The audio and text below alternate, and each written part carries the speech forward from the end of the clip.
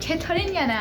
الان دارم که ویدیویی که مثلا قرار این هفته آپلود شه اکسپورت بشه، بعد بزنم آپلودش کنم. گفتم بیایم حالا در مورد اولین کتاب پاییز صحبت کنیم. یادتونه گفتم که میخوام مثلا این فصل بشم کتابای اسپوکی طور ترسناک بخونم. بعد بگم چرت و پرتی بیش نگفتم، چون وارد پاییز شدیم. فضای دار آکادمیای پاییز من رو در بر گرفت و رفتم سراغ ادبیات داستانی. بازم تلاشمو کردم که بشم کتابای فانتزی بخونم. شروع کردم که درباری از خار و روز رو بخونم. جلد اولش شروع کردم بخوندن. احساس کنم اون کتابا نیست که بتونم زیاد در موردش صحبت کنم، چون فقط یه جلدش رو خوندم. احساس کنم دنیاش انقدر بزرگ بود و داستانش انقدر وسیعه که فقط با یک جلد من متوجهش نشدم. یکم با قلم نویسنده ارتباط نمیگرفتم. نمیدونم به خاطر ترجمه بود یا خود قلم نویسنده. احساس می‌کردم یه دیواری بین من و اون نویسنده قرار داره و نمیذاره من اونجوری که باید، اونجوری که لایق کتاب هست تصور بکنم. و یه جاش هم بود من متوجهش نشدم. خیلی ضد نقیص بود بر اساس شخصیت دختره. بعضی جاش هم خیلی رو مخم بود که دختره اصلا حرف گوش نمی‌کرد و هر کاری که دلش می‌خواست می‌کرد. مثل همون شبی که یک جشنی برپا بود که باید همچین ریسکی رو بکنه دختره. یه جا هم که یه اتفاق خیلی بزرگی میفته و این اسپویل قشنگ بخوام بگم. حالا اگه می‌خواید بدونید میتونید تو کامنت‌ها بهم بگید، من براتون می‌نویسم که مثلا دیگران اسپویل نشن. ولی رفته خوب شد. رفته پسندیدمش. و اونجایی که ریسند اومد، نمیدونم درست دارم تلفظ میکنم، ریسند چیه؟ تمام آمینم برای خوندن جلد 2 همون ریسنده. فداش خلاصه بخوام براتون بگم، یه جنگی بوده بین پریان و انسان‌ها و باعث میشه برای اینکه این جنگ به پایان برسه یک دیواری بین دنیای انسان‌ها و پریان میکشن. این دیواره بازم باعث نمیشه که مثلا پریان دوباره دخالت تو زندگی انسان‌ها نداشته باشن، بازم مثل یک برده باشون رفتار میکنن و این داستانا. و حالا ما یه دختری داریم اینجا به اسم فیراج. یه اتفاقاتی افتاده و باعث شده که خانواده‌اش ورشکسته بشه. یعنی فکر کن یه خانواده خیلی پولداری بودن ولی الان ورشکست شدن و دارن تو جامعه فقیر فقرا زندگی میکنن و به زور دارن شکم خودشونو پر میکنن. ایرا مجبور میشه که برای اینکه دوتا خواهر دیگه‌ش و پدرش رو زنده نگه داره میره به شکار روی میاره و میره تو دنیای ترسناک وحشی جنگل که یه اتفاق میفته تو این شکارش. میاد یک گرگی رو میکشه و حالا اینم در نظر بگیرین که پریان میتونن تغییر شکل بدن. یه شب خیلی خوش و خرم نشستن تو خونه، البته خیلی خوش و خرم هم نه، یهو یکی با حالت دیو مانند قول مانند میاد توی خونه و دنبال قاتل دوستش میگرده. یعنی چی؟ یعنی فیرا اون گرگی که کشته دوست این قوله بوده. بتونه مجازاتشو پس بده که یه پری رو کشته، باید با این قوله بره به سرزمین پریان. ولی این قوله یه قوله زشت نبوده، بعدن تبدیل به یک پسر خوشگل و زیبا میشه به اسم تاملین که از اون پریهای والا مقام بوده که مثلا یه سرزمین رو برای خودش حکمرانی میکرده. ولی اونجوری که انسان ها فکر میکنن پریان هم خوش و خورم دارن برای خودشون زندگی نمیکنن. برای پریان هم یه اتفاقی افتاده که یه طلسمی روی اینا به وجود اومده که باعث شده نتونن اونجوری که دوست دارن و میخوان از قدرتشون استفاده کنن، یا به عبارتی قدرتشون محدود شده. و حالا دختر داستان ما سعی داره بیاد یکم از این معماهایی که بین پریان هست سر در بیاره. و آره جلد یکش از این خبر بود. الان این اکسپورتشو گرفت. آره اکسپورتشو گرفت، میذارم آپلود شه. بعدم که میخوام بشینم یکم گیتار تمرین بکنم، بعد دوباره میام خدمتتون. سیمای گیتارم تازه عوض کردم و سیم دوشی صدای نوزی داره، یه نویز خیلی ریزی داره. مشکل دیگه هم که الان دارم دست راستمه که هی اینجوری میشه. آره دیگه بعد از 10 ماه شروع کردم به نواختن.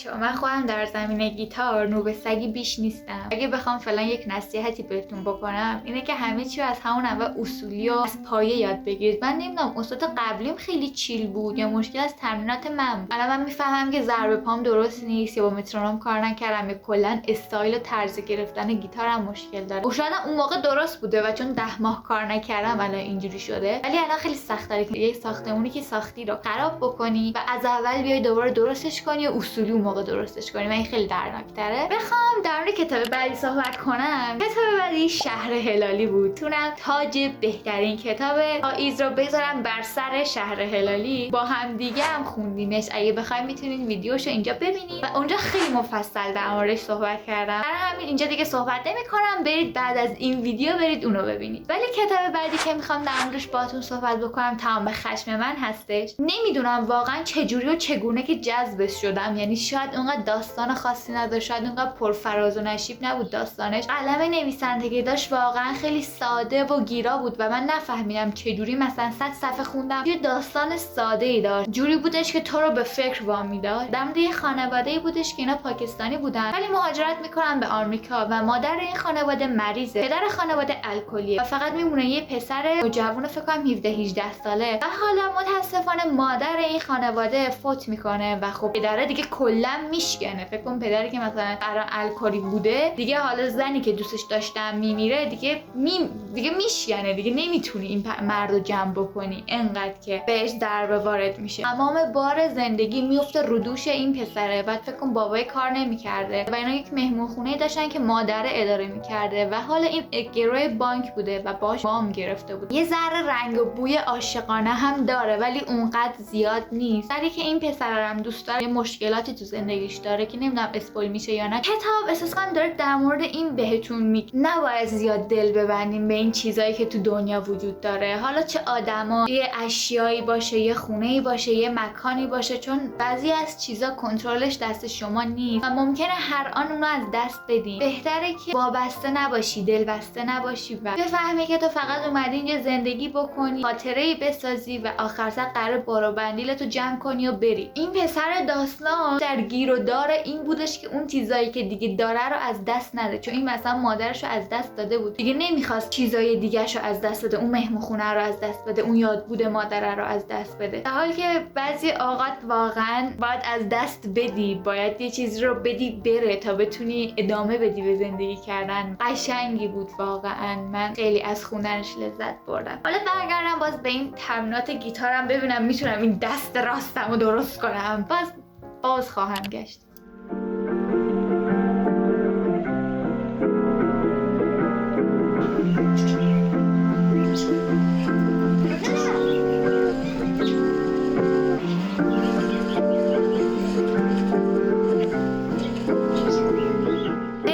قشنگ روز اوورواش نبود، تمام تیمیت هم همش نوب بودن، پشمکینا هم بیرونه. در مورد کتاب بعدی قشنگ من دیگه وارد اون فضای دارک آکادمیای پاییز شده بودم و دلم واقعا یه ادبی میخواد. رفتم سراغ ادبیات کشور ژاپن. اینجوری بودم که آره من میخوام تمام کتاب موراکامی رو تو پاییز بخونم و شروع کردم به خوندن کتاب جنگل نروژی. اول اثری بود که از موراکامی میخوندم. نمیتونم کامل در موردش صحبت کنم. کاش ناشرها اگه میخوان یه چیز رو خیلی سانسور کنن اصلا ترجمه نکنن، چاپ نکنن. به شدت سانسور داره این جنگل نروژی. من مجبور شدم که برم سراغ انگلیسی این کتاب که واقعا نثر خیلی ساده و دلنشینی داشت و خیلی راحت خوان بود میشه گفت. سلام. چی شد؟ چیکار کردی؟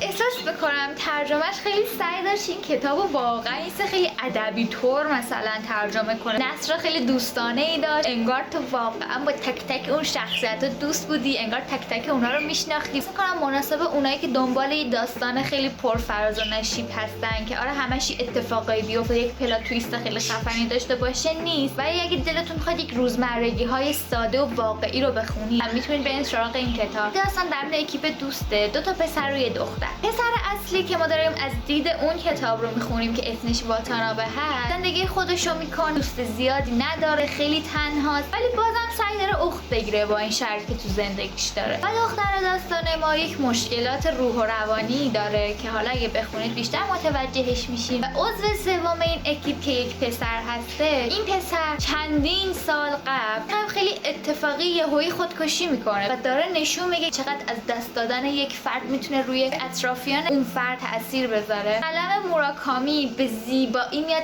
تمام جزئیات رو نشون میده. قلمش به هر سلیقه هر کسی نیست، فقط پایانش خیلی یه جوری بود و سعی دارم من اون ساید مثبتش رو ببینم. زیاد مورد علاقه میدوری بود، فانتزی هایی که داشت، حرفایی که میزد، واقعا دوستش داشتم. اینکه چجوری اون همه سختی کشیده بود ولی باز هم داشت تلاش میکرد، باید اون روحیه مثبت خودش رو داشت، خسته میشد ولی بعد یه هفته دوباره پا میشد و به کارهایی که باید میرسید. الان برم اونا رو ببینم دارن چیکار میکنن تا کاغذ و کتابمو نخوردن. پشمک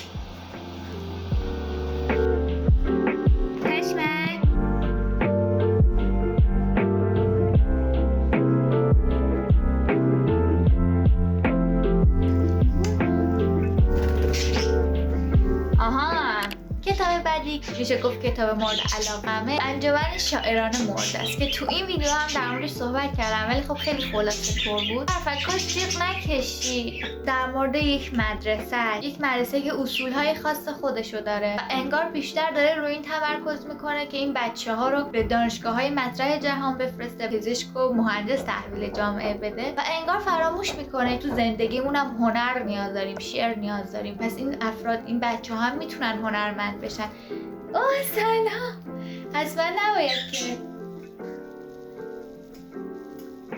حالا در این بین یک معلم جدید میاد، برخلاف اصول این دانشگاه رو به تدریس میکنه. یه جورایی انگار کتاب براش مهم نیست، اون چیزایی که نوشته میشه مهم نیست براش، مهمه که چه تأثیری قرار داشته باشه. فقط به اون نمره روی برگه نگاه نمیکنه. و حالا اینجا یک انجمنی شکل میگیره، انجمن شاعران مرده. چند تا پسر که با هم دیگه دوست هستن میرن توی قاری میشینن، بر خودشون شعر میخونن. داره به ما نشون میده که زندگی واقعا هیچ چیز بزرگی نیست اونجوری که دوستش داری بگذرونیش. متن خیلی قشنگی که داشت این بودش که میگفت میترسم بمیرم و بفهمم که زندگی نکردم و داره این منظور رو به شما میرسونه که شما باید زندگی کنید، نباید حتما بر اساس اون چیزی که دیگران میگن پیش برین، بر اساس که اون چیزی که همه دنبالش میکنن. نباید نگران فکر دیگران باشید و باید فقط مسیر خودتون رو پیدا کنید. فقط شخصیت نیل رو دوست داشتم. نیل قشنگ داشت به ما میگفتش که اگه نمیخوای اون کاری که دوست داری رو انجام بدی، پس این زندگی ارزش زندگی کردن نداره. و این چقدر قشنگ بود، اینکه چجوری هر کدوم از این پسرها بر اساس اون مشکلاتی که داشتن ولی بازم تلاش میکردن که به اون چیزی که دوست دارن برسن. خیلی برای من زیبا بود. پایانش واقعا یکم ناراحت هم کرد. اتحاد میتونه مهم باشه و اگه اینا اتحاد داشتن این اتفاق نمیافتاد. سلام، چرا تو حرف میزنم میای؟ و آره همین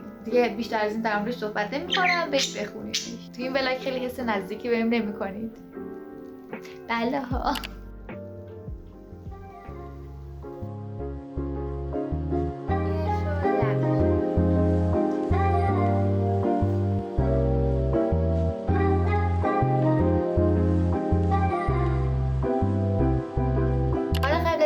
سراغ ورزشم، در مورد یک کتاب دیگه میخوایم صحبت کنیم. کتاب دیگه که خوندم اردوی زمستانی بود. تعریف اردوی زمستانی میگن که آره داره در مورد یک پسر بچه‌ای میگه که اوورسینکره، ولی بعضی اوقات ما خیال پردازی را با اوورسینک بودن اشتباه میگیریم. بین این دوتا یه مرزی هست، ولی بیشتر جاها من احساس میکنم این پسره داشت خیال پردازی میکرد برای خودش، ولی بعضی اوقات هم واقعا نمونه بارز یک اوورسینکر بود. یعنی فکر کن از این یارو میپرسی که تو موسیقی مورد علاقه چیه، یهو میدیدی صحنه این بچه رفته به مرگ پسر استاد پیانوش. داستانش در مورد اینه که این پسر بچه کنم 12-13 ساله داستان از طرف مدرسه میره به یک اردوی زمستونی و یه هفته باید اونجا بمونن و حالا پدرش خودش اونو میرسونه به اون ویلایه. پدرش یادش میره که ساکشو به این بچه بده و این بچه کل اون اردو رو بدون ساک میمونه و ما میایم تخیلات این بچه رو در واقع میخونیم. یه جمله بود که خیلی زیبا بود، میگه خواننده شاید با شروع بد کنار بیاد ولی هیچ وقت نمیتونه با پایان بد کنار بیاد و من هیچ وقت نتونستم با پایانش کنار بیام. قشنگ نفهمیدم چی شد واقعا. بنده جواب سوالهای ما رو نمیده و اونقدر نشونه کافی نمیده به ما که بتونیم بفهمیم چه اتفاقی افتاده تهش و همینجوری جمع میکنه میره پی کارشو. بعد نمیتونم درک کنم. یعنی از اون کتابایی بود برای من که اینجوری بودم که خب نمیخوندمش هم به هیچ جا نمیرسید. قلم نویسنده خورده نمیگیرم و واقعا خیلی جذاب بود. یعنی تو نمیدونستی چجوری از سوال موسیقی مورد علاقه چجوری رسیدی به مرگ یه بچه و این غیر تحولاتش خیلی باحال بود. آخرش که واقعا نتونستم. چی میشد یه نویسنده بیشتر زحمت میکشید و 2 صفحه بیشتر مینوشت تا واقعا من بفهمم؟ آره اسپویل نشین یه وقت. و اما کتاب بعدی که اسمش کتاب شب بخیر غریب است و من الان فهمیدم که هیچ کدوم این کتابا رو من نگرفتم دستم در موردشون صحبت کنم. احساس کنم بود نقطه درستی از زندگی خوندمش. داستان در مورد خواهر و برادری هست. انگار تو گذشتهشون هنوز گیر کردن. مادر پدر این دوتا تصمیم میگیرن که بچه دار شن که مثلا تو پیری تنها نمونن. زنه و این خانم سگولو حامله میشه. اینجوریه که اسم بچه‌هاشو مثلا همون موقع که سونوگرافیشو میبینه داره بیبی A، بیبی B و بیبی C. از بین این 3 تا بچه فقط 2 نفرشون زنده میمونه و اون بیبی B متاسفانه میمیره. مامانه انگار دیگه نمیتونه از اون غم دست بکشه و بتونه یه جوری مووان کنه و حتی این غمشو به اون 2 تا دیگه از بچه‌ای که موندم انتقال میده. این 2 تا باعث میشه که حتی الان که مثلا 28 سالشون هستش همچنان دارن غم اون بچه بیبی بی رو میخورن. و حالا خواهر این داستان ما خیلی دوست داره که از اون جزیره کوچیک توش دارن زندگی میکنن بیاد بیرون. زنجیری هست به اسم یک برادری که داره و این برادرش انگار یک مشکل روحی داره که انقدر خجالت میکشه تونه بره برای خودش خرید بکنه، کارهای خیلی عادی روزمرگیشو انجام بده. و حالا یک روز از این روزها یک آدم غریبه‌ای وارد زندگیشون میشه. اسم داداشه که لوکاس بود. اینجوریه که آره این آدم غریبه‌ای که الان اومده بیبی بیه. کتاب انگار سعیدشون استقلالی که هر فرد باید داشته باشه رو در موردش میگه و اون وابستگی‌هایی که شما مثلا به یک مکان به آدم‌ها داری، اون میم مالکیت بعضی چیزها چقدر میتونه مثلا دست و پاگیر شما باشه. حالا خونم، چه میدونم جزیرم، برادرم نمیذاره اون چیزهایی که باید شما تجربه بکنید. اینکه مثلا شما اگه یک غمی دارین خوبه که سوگواری کنید ولی مثلا بعد 2 هفته ناراحتیتون رو کرد بهشون زندگی بکنید. مثلا میتونم بگم حکایت خیلی از افرادی که مثلا شاید دلشون بخواد چه میدونم برای یه جا دیگه زندگی کنن، یه جا اصلا مهاجرت کنن ولی به خاطر خانوادهشون نتونه. این رشد شخصیتی دختره رو دوست داشتم که آخر سر فهمید خودشه فقط تو اون جهان که میتونه خودشو نجات بده. اگه همه ما به این نتیجه برسیم که خودمون رو نجات بدیم اون وقت لازم نیست مثلا نگران برادرمون باشیم و نگران خواهرمون باشیم. آخرین کتابی که خوندم کتاب پادشاه پریان جلد 1.5 بود که میشد خواهران گم شده. خیلی کم بود، 56 صفحه بود.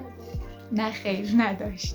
خیلی کم بود، فکر کنم 50-60 صفحه بود. گاه ترین حالا صحبت میکرد چرا قد ضد و نقیض بوده توی جلد 1. آره چیز خاصی نداشت که بشه در موردش صحبت کرد. اکچولی همین که جود نبود که هرسم بده خیلی لذت بردم.